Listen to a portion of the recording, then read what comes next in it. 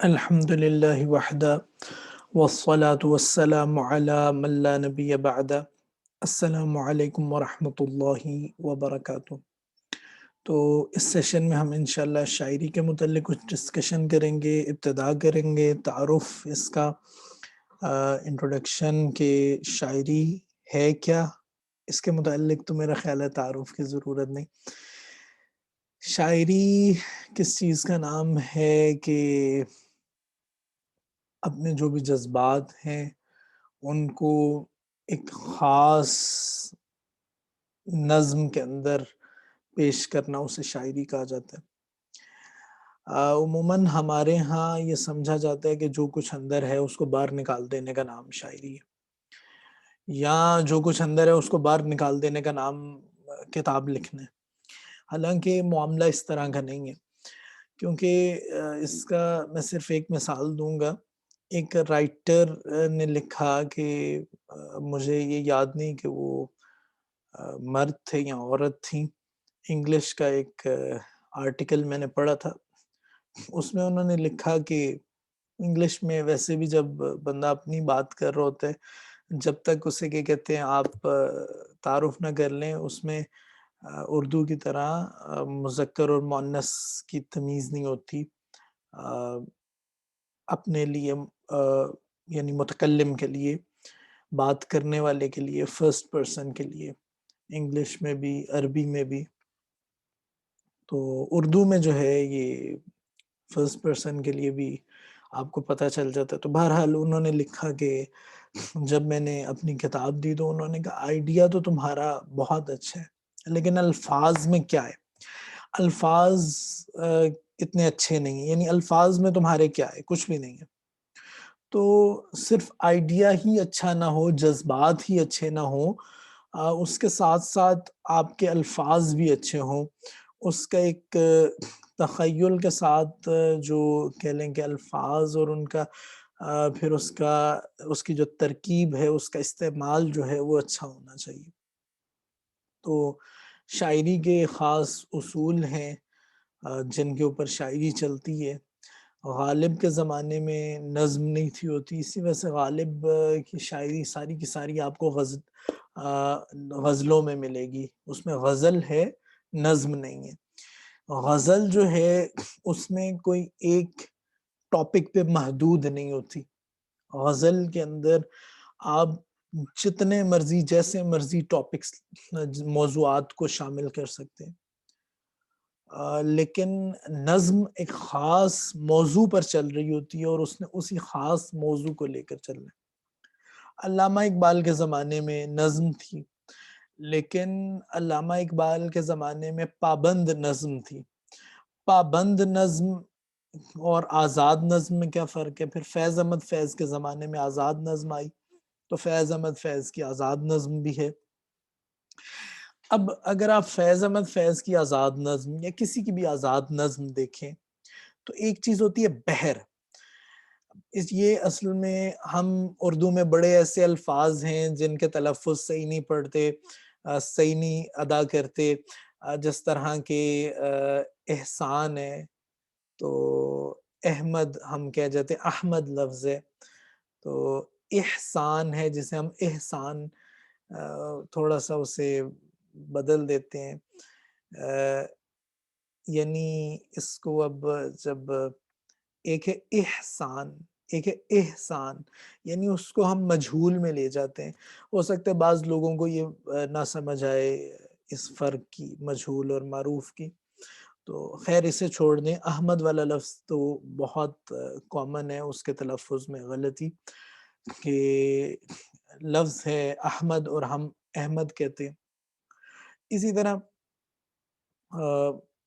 جب بحر ہوتا ہے، لفظ بحر کہتے ہیں سمندر کو، لیکن ہم اسے بحر کہتے ہیں عموماً۔ تو سمندر ایک اس کی موجیں ہیں، وہ چل رہی ہیں، اٹھ رہی ہیں اور پھر گر رہی ہیں، اس کا ایک وزن، یعنی وہ ایک طرح سے چل رہا ہے، خاص طریقے پر چل رہا ہے، بے ترتیب نہیں چل رہا، اس کا ایک طریقہ ہے جس پر وہ چلتا جا رہا ہے۔ اسی طرح شاعری کا ایک وزن ہے۔ اب وہ وزن کیا ہے؟ وہ کس طرح بنایا جاتا ہے، اس ساری چیز کا تعارف انشاءاللہ ہم آگے جا کے پڑھیں گے.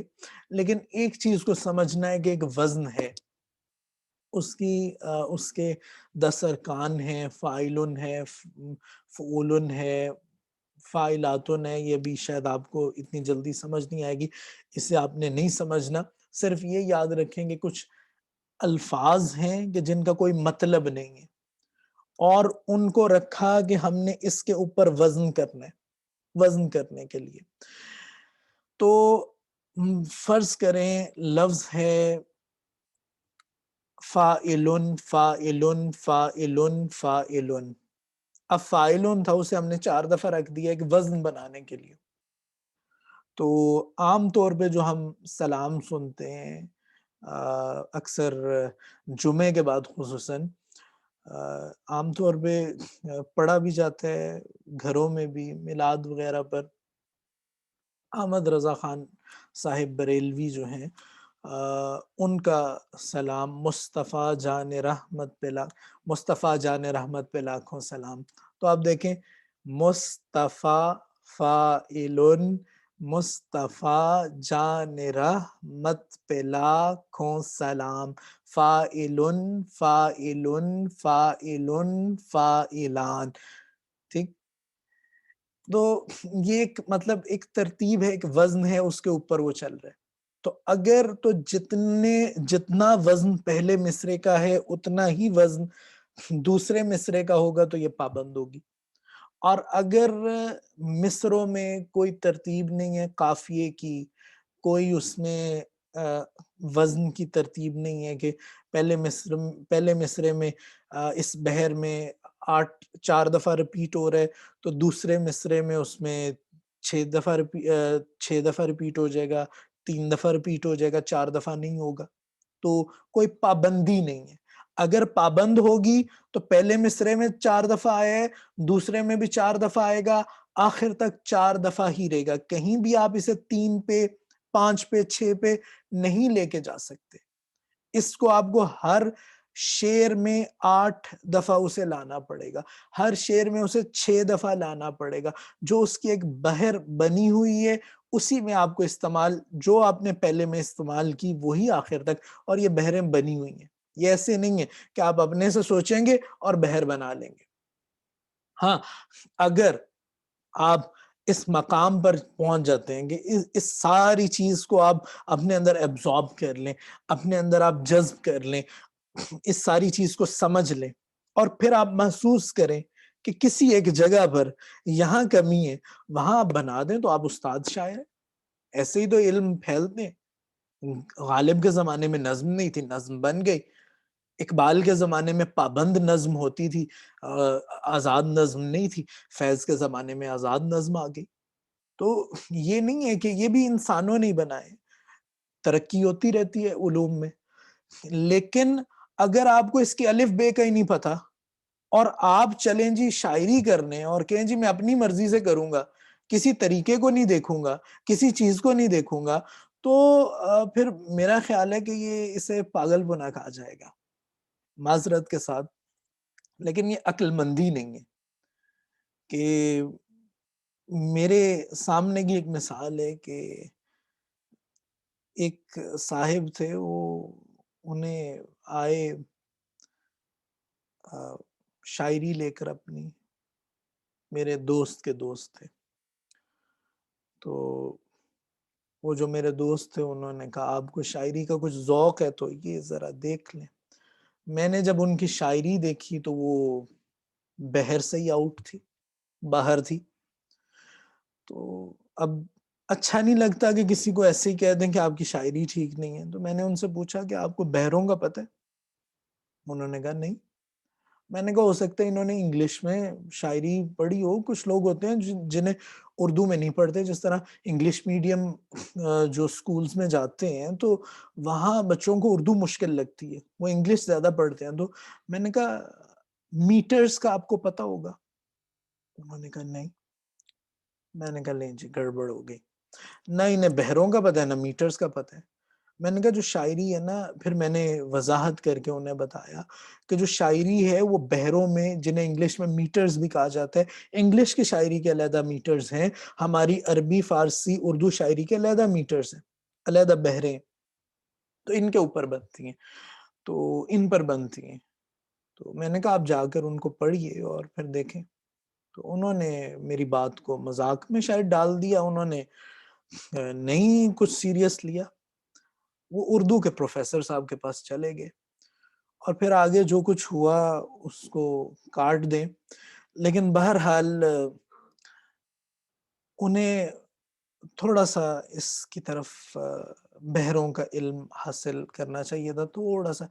اسے کہتے ہیں علم عروض، اس چیز کو کہتے ہیں علم عروض. یہ جو بحروں کے متعلق کہ اس کا وزن کتنا ہوگا اور کون سی بحر ہے، اس کے ارکان کون سے ہیں. ارکان، اب یہ الفاظ کچھ مشکل لگ رہے ہیں، بحر کا تو میں نے بتا دیا. ارکان رکن کی جمع ہے، رکن کہتے ہیں پلر کو، ٹھیک ہے. پلر کے اوپر بلڈنگ کھڑی ہوتی ہے، تو ایکچولی 10 پلرز ہیں، 10 وہ الفاظ ہیں کہ جن کو بار بار ہم استعمال کر کے تو بحر بناتے ہیں. تو یہ میرے پاس ایک کتاب ہے. ایکچولی اس میں تھوڑا سا ایک ہسٹری میں بتا دوں اس سے پہلے کہ سیالکوٹ میں رہا ہوں، تو سیالکوٹ میں مجھے کوئی ایسی دکان نہیں مل سکی جہاں شاعری کے متعلق کوئی باقاعدہ بک ہو. خصوصاً ہمارا جہاں تک جانا تھا اسکول کے حوالے سے، کبھی کسی کا اس طرف شوق بھی نہیں تھا کہ ہم اسکول کے علاوہ کی کتابوں کو پڑھیں. اسکول نے اتنا کچھ دے دیا ہوتا ہے کہ ماں باپ بھی اور سوسائٹی کے سارے لوگ کہتے ہیں صرف اسکول کی کتابیں پڑھیں، ادھر ادھر کا کچھ نہ پڑھیں. تو شاعری کے متعلق کچھ پڑھایا ہی نہیں جاتا، فارسی کے متعلق کچھ پڑھایا ہی نہیں جاتا. فارسی کی ویلیو تو بالکل ہی ختم ہو چکی ہے، اور آج کی نہیں، ایک زمانے کی ہو چکی ہے. انگریزوں کے زمانے میں کہا جاتا تھا کہ پڑھو فارسی بیچو تیل، یعنی فارسی پڑھ کے آپ کو جاب نہیں ملنے لگی. تو خیر ہماری بدقسمتی، ہم پنجابی کو ڈیولپ نہیں کر سکے. اب ان چیزوں پر جانے لگے تو پھر ایک آگے سے آگے چلی جائے گی. آج آپ جائیں بازار میں، آپ کو پنجابی کی ڈکشنری کتنی مشکل سے ملے گی، آسانی سے ملے گی یا مشکل سے ملے گی، جا کے دیکھیں. حالانکہ پنجابی ہماری اپنی زبان ہے، پنجابی کے بارے میں ہم نے کیا کیا، خیر وہ ایک علیحدہ موضوع. فارسی کتنی آتی ہے؟ کچھ بھی نہیں. شاعری عموماً آپ کو بازاروں میں شاعری کے متعلق کتابیں، شاعری کی کتابیں مل جائیں گی، شاعری کے اصولوں کی کتابیں بہت مشکل ہیں. تو میں ڈھونڈ ڈھونڈ کے، جب مجھے تھوڑا سا شوق پیدا ہوا کہاں سے ڈھونڈوں، کچھ گائیڈ کرنے والا بھی کوئی نہیں، میں نے انٹرنیٹ کھولا اور انٹرنیٹ پہ جو سرچ کیا، کچھ علم عروض کا اچھا ہوا کہ تعارف مل گیا. اور میں ایسے ادھر ادھر شاعری نہیں میں نے کی، باقاعدہ ایک کچھ پڑھ کے سیکھ کے کی، تو ایک فائدہ ہو گیا. پھر آہستہ آہستہ جب کہیں کوئی کتاب ملی، تو کالج کے زمانے میں مجھے پھر یہ ایک کتاب مل گئی کہ شاعری سیکھیں، شاعری کرنا سیکھیں. یہ احسان اللہ ثاقب صاحب کی ہے، ٹھیک ہے. تو اس میں یہ آپ کو میں اس کا ابتدائی جو صفحہ ہے وہ بھی دکھا دیتا ہوں. اس کو آپ یہاں پاز کر کے ویڈیو آپ اس کو دیکھ بھی سکتے ہیں. اب اس کی پرائس کا مجھے نہیں پتا، اس وقت آج سے 7-8 سال پہلے 500 روپے کی تھی. اب تو ہر چیز کی قیمتیں بہت زیادہ بڑھ چکی ہیں، 7-8 سال پہلے کی بات ہے. جی یہ 6 سال پرانی ہے، 2015 میں چھپی ہے، تو اب 2021 جا رہا ہے. کانٹیننٹل سٹار پبلشرز کی ہے. ان کا فیروز سینٹر، غزنی اسٹریٹ، اردو بازار، لاہور سے. فون نمبر ہے 0300-423-4798. اگر کسی نے یہ منگوانی ہو تو میرے خیال میں یہاں کال کر کے پوچھ لیں، نہیں تو جا کے لاہور سے لے آئیں، کبھی چکر لگے کسی کا. ویسے آج کل تو پاکستان پوسٹ پہ بہت آسانی سے آپ کو یہ چیزیں مل جائیں گی. تو اس کتاب کے اندر شاعری کا کچھ تعارف بھی ہے، بحروں کا تعارف بھی ہے، اور وہ ساری چیزیں جو انشاءاللہ ہم آگے پڑھیں گے ان ساری چیزوں کا تعارف ہے. بس ایک ویب سائٹ کو آپ سے تعارف کرا دوں. یہ ایک ویب سائٹ ہے، اس کا نام ہے عروض. یہ عروض سے ہی انہوں نے میرے خیال میں ایک ہی جگہ بھی یو ہوتا تو بہتر ہوتا. بہرحال یہ عروض کے انہوں نے aruz.com ARWZ.com. اس ویب سائٹ پہ آپ کو یہ بھی صحیح طرح لوڈ نہیں ہو رہی، کچھ مسئلہ ہے، پتہ نہیں ویب سائٹ کا کیا مسئلہ بنے.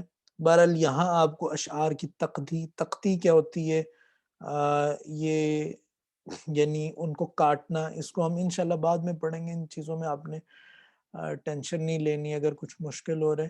یہاں جا کے آپ کچھ بھی فرض کریں کہ آپ یہاں آپ تختی پہ چلے جاتے ہیں، آپ کوئی تختی یعنی کاٹنا، انہیں دیکھنا کہ وہ کون سی بحر میں ہے، اس کے کیا پورا وزن آ رہا ہے یا نہیں آ رہا. اقبال کی ہی آپ کوئی بھی نظم لے لیں، سب سے پہلی لے لیں، اے ہمالا اے فصیلے کشور ہندو ستاں چومتا ہے تیری پیشانی کو جھک کر آسماں. اور تختی دکھائیں تو یہ بھی آپ کو ایک دکھا دے گا. اگر آپ تھوڑا سا، جب آپ کو شاعری کا کچھ ایک تعارف ہو جائے تو اس کے بعد آپ اس ویب سائٹ کو استعمال کر کے تو آپ کے لیے ذرا ایزی ہو جاتا ہے. خود بھی تختی کرنی آ جاتی ہے، لیکن تھوڑی ویب سائٹ کے ذریعے بھی آسانی ہو جاتی ہے اگر کہیں سمجھ نہ آ رہی ہو. تو یہ ویب سائٹ میں کچھ مسئلہ آ رہا ہے، انٹرنیٹ کا مسئلہ نہیں ہے کیونکہ انٹرنیٹ تو ٹھیک چل رہا ہے، مسئلہ آ رہا ہے ویب سائٹ کا. تو خیر یہ دیکھیں جی، انہوں نے بتا دیا کہ یہ بحر رمل مسمن محذوف ہے. اس کا کیا مطلب ہے، اس کو ہم بعد میں دیکھیں گے. روانی سکور کیا ہے، 10 ہے، یعنی پوری بحر کے اوپر آ رہی ہے، 10 آؤٹ آف 10 ملا اسے. یہ دیکھیں، فائلاتن فائلاتن فائلاتن فائلن، اے ہمالا اے فصیلے کشور ہندو ستاں. اب انہوں نے نیچے وہ دیکھیں، یہ اب انہوں نے چینجنگ کی اور بہت اچھی کی ہے. یہ دیکھیں، پہلے یہ والا حصہ نہیں تھا اس میں ہوتا. اے ہمالا، یہ 2-1 اس کا کیا ہے، اس کو بھی ہم انشاءاللہ جس طرح جائیں گے پڑھتے جائیں گے. ابھی میں آپ کو صرف ایک چیز دکھا رہا ہوں. اے ہمالا فائلاتن، اے فصیلے فائلاتن کشورے کشورے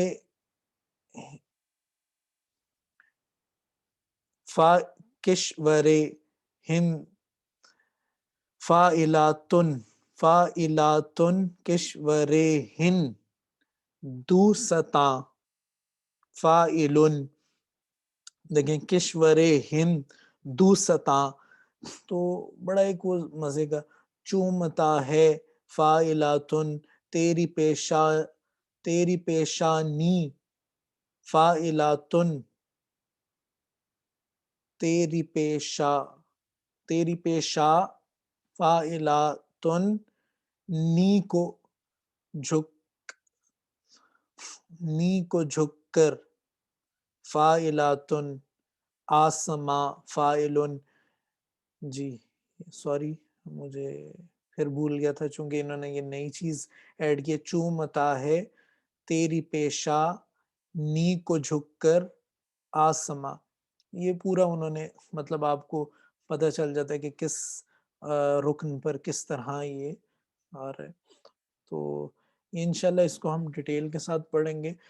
اور جس وقت میں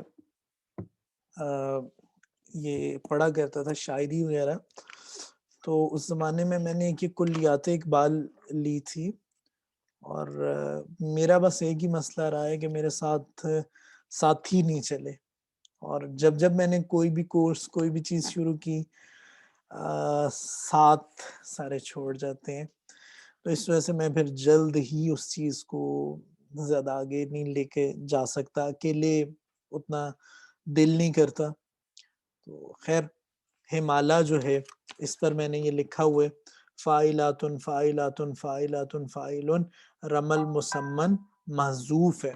اور اسی طرح آپ آگے جائیں تو بلکہ میں نے تو اس میں پھر یہ غلطیاں بھی، ٹائپنگ ایررز بھی اس میں، ٹائپوز جنہیں کہتے ہیں وہ بھی نکالے ہوئے ہیں کہ کانپتا پھرتا ہے کیا رنگے شفق کو سار پر خوشنما لگتا ہے یہ غازہ، انہوں نے غازی لکھ دیے. شعر اس کا آخری مصرع تھا خوشنما لگتا ہے یہ غازہ تیرے رخسار پر، یعنی یہ جو لالی ہے اور رنگ شفق ہے نا اس کی، تو انہوں نے لکھ دیا خوشنما لگتا ہے یہ غازی تیرے رخسار پر. خیر فرق تو نہیں پڑتا دونوں سے وزن پر، لیکن بہرحال میرے پاس جو دوسری کاپی پڑی غازہ ہے ادھر، تو گل رنگی جو ہے یہ فاعلات فاعلات فاعلات فاعلون، یہ اسی بحر پہ چل رہا ہے. اچھا خیر یہ پہلی 4 نظمیں تو اسی بحر پہ چل رہی ہیں. آگے جو چیز میں آپ کو دکھانا چاہ رہا تھا، یہ ابر کوہسار جو ہے یہ ہے کدھر گئی، رمل مسمن مخبون محذوف مقتو. اب بندہ پریشان ہو جائے کہ یہ اتنی لمبی چیز لکھی کیا، یہ ہے کیا؟ تو میں نے پھر اس ساری چیز کو ایکسپلین کیا ہوا ہے کہ اصل میں ہے کیا سین. تو یہ دیکھیں رمل مسمن سالم، رمل اس کا نام ہے بحر کا، یہ انشاءاللہ ہم آگے پڑھیں گے. مسمن اس وجہ سے کہ 8 دفعہ، ٹھیک ہے، مسمن کہتے ہیں جس میں 8 دفعہ، 8 دفعہ اس میں ریپیٹ ہوتا ہے ایک شعر میں اس کا رکن. سالم جو صحیح اوریجنل ہے وہ کیا تھی، فاعلات فاعلات فاعلات فاعلات. فاعلات ایک مصرے میں 4 دفعہ، اور اسے کیا کہتے ہیں 2 مصروں میں 8 دفعہ ریپیٹ ہوگا، یعنی ایک شعر کے اندر 8 دفعہ ریپیٹ ہوگا. تو اسے ہم کہیں گے رمل مسمن سالم. رمل اس کا نام ہے، مسمن اس لیے کہ 8 دفعہ ریپیٹ ہو رہا ہے، اور سالم یہ اوریجنل ہے، سالم ہے، اسے ہم نے توڑا نہیں ہے اس میں سے کچھ بھی. اچھا اگر ہم اس کے آخری جو اس کا رکن ہے اس کے آخری سبب خفیف کو، یہ ہم ڈیٹیل میں پڑھیں گے، اسے چھوڑ دیں، اس کو ہم نکال دیں تو اس کو محذوف کہتے ہیں. ٹھیک ہے، اب ہم نے فاعلاتن کا آخری تن نکال دیا تو کیا بچ گیا، فاعلہ. اب فاعلہ تو کوئی مطلب رکن نہیں ہے، تو اس سے ملتا جلتا رکن کیا ہے، فاعلہ کے وزن پہ آتا ہے فاعلن، تو ہم نے فاعلہ کو فاعلن سے بدل دیا. تو کیا تھی، فاعلاتن فاعلاتن فاعلاتن فاعلاتن تھی نا، تو اب ہم نے فاعلن کر دیے. اچھا یہ تو وہ ہو گئی محذوف جو پیچھے ابھی استعمال ہوتی رہی ہے، فاعلاتن فاعلاتن فاعلاتن فاعلن، اے ہمالا اے فصیل کشور ہندوستان. اب آگے کیا ہے، اول سبب خفیف کو کہ دوسرے حرف کو گرا دیں تو مخبون بن جاتی ہے. دوسرا اول سبب خفیف پہلے تھا، یہ مشکل ہے، اس کو بھی بالکل بھی ذہن سے نہ گزاریں. خیر اس کی مخبون ہونے کی وجہ کیا ہے، اس کی مقطوع ہونے کی وجہ کیا ہے، وہ ساری میں نے اس میں لکھی. اچھا پھر اگلی آئیں تو اگلی جو ہے وہ چل رہی ہے حزج مسمن اقرب مکفوف محذوف. میں نے پھر اس میں ایک ایک کی وجہ بتائی کہ اس سے اسے کیا کہتے ہیں، اقرب کیوں کہتے ہیں. تو یہ چیزیں اگر آپ سمجھ کے شاعری کریں گے تو انشاءاللہ مشکل نہیں ہے، ورنہ آپ ان کے الفاظ کو دیکھیں گے. یہ ایکچولی شاعری کے متعلق میں آپ کو آسان چیز بتاؤں تو یہ ٹوٹل 15 بحریں تھی جو ابراہیم خلیل نے بنائی تھی عربی میں. اس کے اوپر مزید جو ہیں 4 بحریں فارسی والوں نے لگا دی. فارسی میں جب یہ عربی بحریں گئیں، فارسی والوں نے مزید 4 اس میں بحروں کا اضافہ کر دیا، 19 بحریں ہو گئیں. اب ہم 19 بحریں جو ہیں 18 یا 19، یہ بھی میرے ایگزیکٹ حافظے میں نہیں کیونکہ تیاری میں نے بالکل نہیں تھی کی اس سیشن کی. میں نے کہا کھولیں گے تو خود ہی سامنے آتا جائے گا. ایک عرصہ ہوا ہے شاعری کو بھی چھوڑے ہوئے. تو 19 بہریں ہیں سالم, اور ان سے پھر جب ہم آگے بہریں نکالتے ہیں نا تو یہ آلموسٹ یہ دیکھیں 323 بہریں بن جاتی ہیں. 323 323 بہریں ان وزن 323 وزن بن جاتے ہیں, ان بہروں کی شکلیں 323 نکل آتی ہیں 19 بہروں سے. اور یعنی اگر 19 کے اندر سے 323 نکل آتی ہیں, کوئی بندہ کہ میں اپنے سے ہی بنا لوں, پہلے وہ یہ تو دیکھ لیں کہ جو آپ بنانے لگے ہیں وہ ان 323 میں ہے یا نہیں ہے, آپ کا کام ادھر سے پورا ہو رہا ہے یا نہیں. اگر آپ کو لگے کہ ان 323 میں نہیں ہے, جب آپ اس ساری 323 کو ایبزارب کر لیں, آپ سمجھیں کہ اس میں وہ چیز نہیں ہے, پھر وہ لے کر آئے. اگر آپ وہی چیز لے کر آ رہے ہیں جو پہلے کوئی لے کر آیا, کسی اور نام سے لے کر آ رہے ہیں, تو پھر آپ نے کوئی کارنامہ تو نہیں کیا, آپ نے تو اپنا بھی وقت ضائع کیا, وہ تو چیز پہلے سے موجود تھی. کوئی نئی چیز ایجاد کریں تو پھر کچھ واقعی میں بندہ کہے کہ ہاں میں نے کی ہے. ورنہ پھر یہی تو استاد شاعر یہی ہوتے ہیں نا کہ وہ پھر نئی نئی چیزیں اس میں ایجاد کرتے ہیں. کوئی اس میں مشکل کام نہیں ہے, لیکن وہاں جہاں ضرورت ہو, جہاں ضرورت نہ ہو وہاں ایجاد کرنا تو وہ تو وقت ضائع کرنے کے مترادف ہے. پھر اس میں تمام کی تمام بہروں کے انہوں نے کچھ نمونے بھی دیے, مثالیں دیں کہ یہ بہر کہاں کہاں استعمال ہوئی. جس طرح اب یہ کہتے ہیں فاعلاتن مستفعلان, پوچھتا ہے دل بار بار. اب یہ ایک مصرع ہے, پوچھتا ہے دل بار بار, فاعلاتن مستفعلان, پوچھتا ہے دل بار بار. اب یہ ایک انہوں نے ایک مصرع ڈال دیا. تو اس طرح یہ شاعری کی بہروں کا تعارف تھا. قرآن کا شاعری کی بہروں سے کیا تعلق ہے تو اس کے متعلق ہم آج نہیں جائیں گے, آگے ہی بہت وقت ہو گئے تو لمبا سیشن ہو جائے گا, تو اس کو پھر کسی دن دیکھیں گے.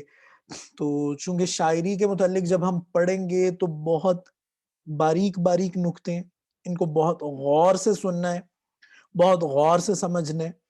اور اگر آپ نے اس میں سے ایک پوائنٹ بھی مس کر دیا تو وہ آگے مشکل بنائے گا. اور فارسی کا شعر وہ میں بار بار ہر اپنی کلاس میں بتاتا ہوتا ہوں, خشت اول چو نہد میں مار کج تا سریا می رود دیوار کج, کہ معمار جو ہے, جو بنانے والا ہے, عمارت بنانے والا ہے, جو وہ اگر پہلی اینٹ ہی ٹیڑھی رکھ دے تو آپ آسمانوں تک دیوار کو لے جائیں, دیوار ٹیڑھی ہی رہے گی. تو بنیاد اگر آپ کی پختہ ہو, اگر آپ کو اس کی دو باتیں بھی سمجھ آ جائیں شاعری کی, تو آپ ایک چیز آپ کو پتہ چل جائے گی کہ کوئی شاعر ہے یا نہیں ہے, کسی کی شاعری وزن میں ہے یا نہیں ہے, یہ آپ کو پتہ چل جائے گی, آپ شاعر بنے یا نہ بنے. تو آپ کو یہ سمجھ آ جائے گی کہ شاعری کیا ہے اور شاعری کیا نہیں ہے, یہ آپ کو فرق پتہ چل جائے گا. وہ یعنی آپ پھر کہہ لیں کہ ایک بندہ ہوتا ہے اندھا اور ایک بندہ ہوتا ہے بینا, ایک نابینا ایک بینا, ایک دیکھنے والا ایک نہ جسے نہیں نظر آتا. تو جو نہ دیکھنے والا ہو اسے اگر آنکھیں مل جائے نا, اسے نہ بھی سمجھ آئے نا کہ کیا ہے کیا نہیں, وہ پھر بھی اسے بڑا انجوائے کرے گا. اور اگر سمجھ آ جائے تو پھر تو نور علی نور. تو بہرحال اگر آپ کو صرف دو باتیں بھی سمجھ آ جائیں, آپ انشاءاللہ اسے اتنا انجوائے کریں گے, اتنا انجوائے کریں گے, یہ اب آپ کو خود انجوائے کر کے محسوس ہوگا کہ کتنا مزہ آئے گا اس کا. تو اس وجہ سے باریک چیزیں ہیں, انہیں غور سے سمجھنا ہے, سیکھنا ہے, انہیں پریکٹس کرنا ہے. جب تک ایک چیز کی سمجھ نہ آ جائے اگلی چیز پر نہیں جانا. بہت باریک اسباق ہیں اور ان کو مطلب ان پہ مہارت حاصل کرنی ہے, ان کو پریکٹس کرنا ہے بار بار. کہتے ہیں practice makes a man perfect. تو اس کے لیے آپ کو اسے کیا کہتے ہیں بار بار اس کی پریکٹس کریں، اور اس کے لیے ہم یہ جو کلاس ہے یہ جمعے سے ہر جمعے کو جمعے کے جمعے کر لیا کریں گے۔ اگر آپ کو محسوس ہو کہ ہم ایک ہفتے میں 2 دفعہ کلاس کر سکتے ہیں تو ہم ایک ہفتے میں اسے 2 دفعہ کر لیا کریں گے۔ تو لیکن میرا خیال ہے کہ اس کو بھی ایک ہفتے میں ایک دفعہ ہی رکھا جائے۔